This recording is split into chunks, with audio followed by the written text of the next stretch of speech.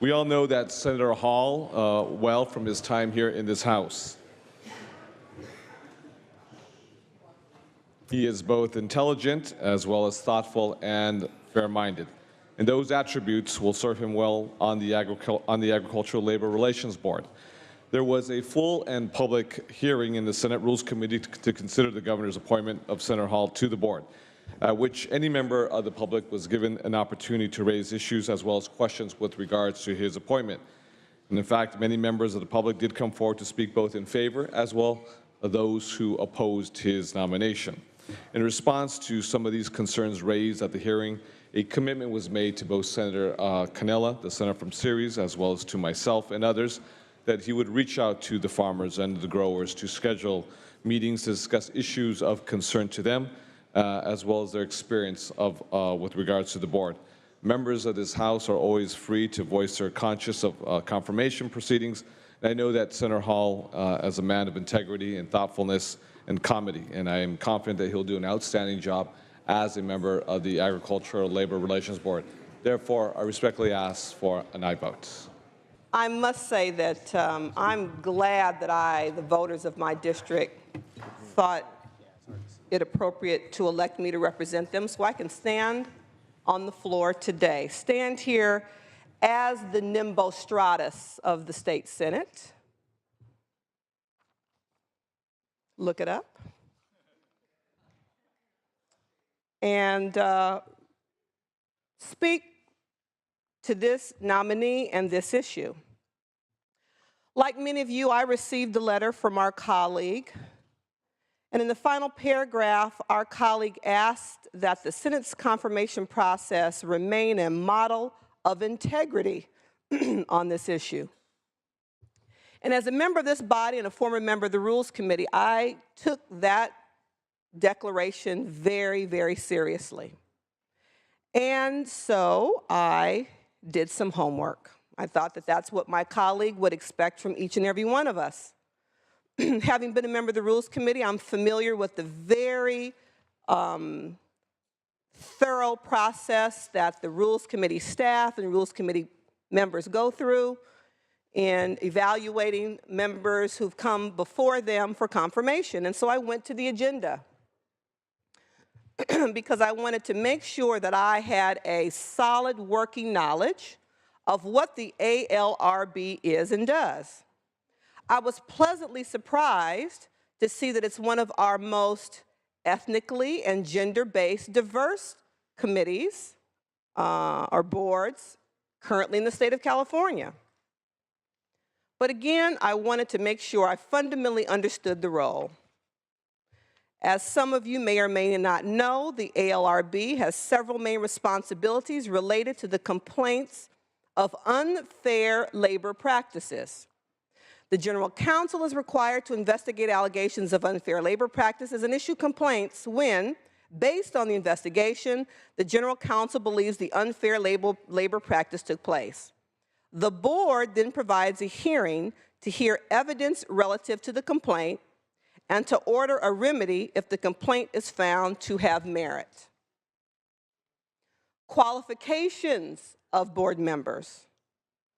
As you all know, the Act was established in 1975, and that Act empowered the governor to appoint the 5 board members who act in a quasi-judicial role, assigning administrative law judges to hear disputes concerning the validity of union certification elections and charges of unfair labor practices, and making final decisions on appeals from the administrative law judges' decisions.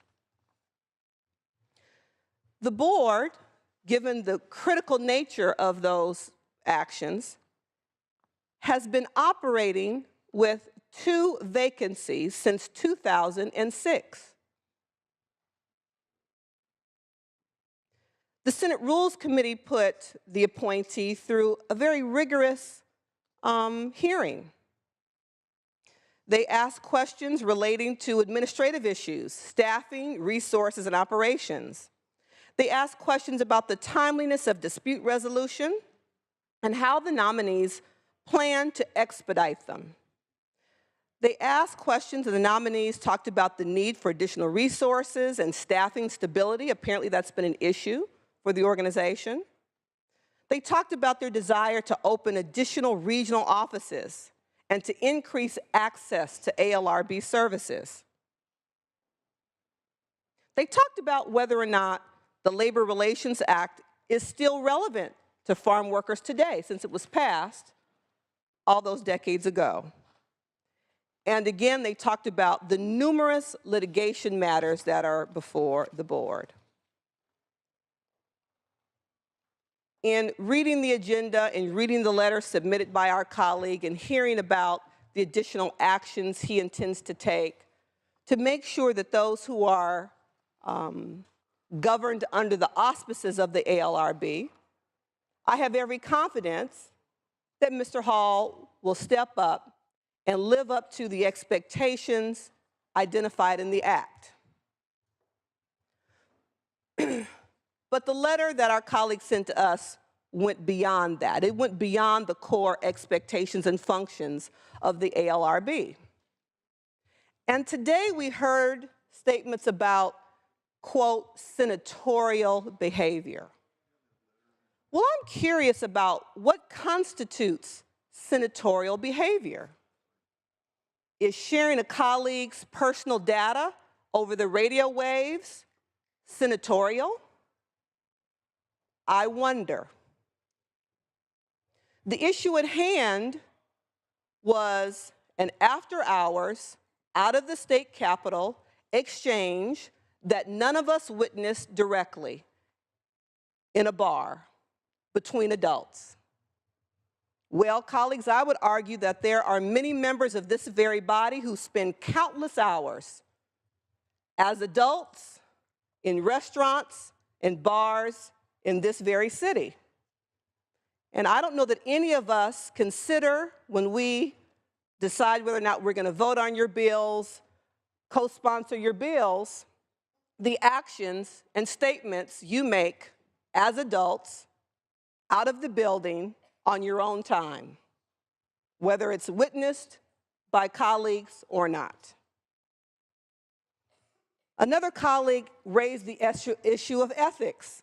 And I would argue that it certainly is Mr. Hall's constitutional right to free speech, to participate in a march and protest on behalf of a community of workers. Are we expected as appointees to governing boards to give up our own right to free speech?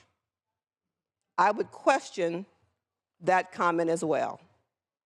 So colleagues, again, having reviewed the agenda, the documentations, the comments, the commitments this nominee made during the hearing process, the hearing that we've heard during which he garnered no votes, I stand here to express my intention to vote aye in support of the governor's nominee to the ALRB.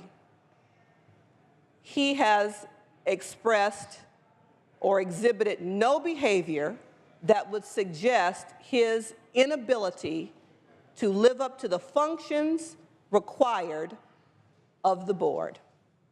I'll be giving him my aye vote. Secretary, please call the roll. Allen. Aye. Anderson. No. Atkins. Aye. Bates. No. Bell. Aye. Berryhill. No. Bradford. Cannella. No. De Leon. Aye. Dodd. Fuller. No. Gaines. No. No. Galgiani. Aye. Glazer. Aye. Hernandez. Aye. Hertzberg. Aye. Hill. Aye. Wesso. Aye. Jackson. Aye. Lara. Aye. Leva. Aye. McGuire. Aye. Mendoza. Mitchell. Aye. Monning. Aye. Morlock. No. Morrell. No. Newman. Wynn. No. Nilsson. No. Pan. Aye. Portantino. Roth. I, Skinner. I, Stern. I, Stone. No, Vidak. No, Wykowski. I, Wiener. I, Wilk.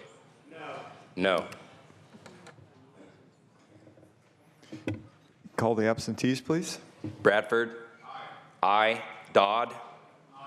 I, Mendoza. I, Newman. Portantino. Ayes 25, noes 13. Appointment is confirmed.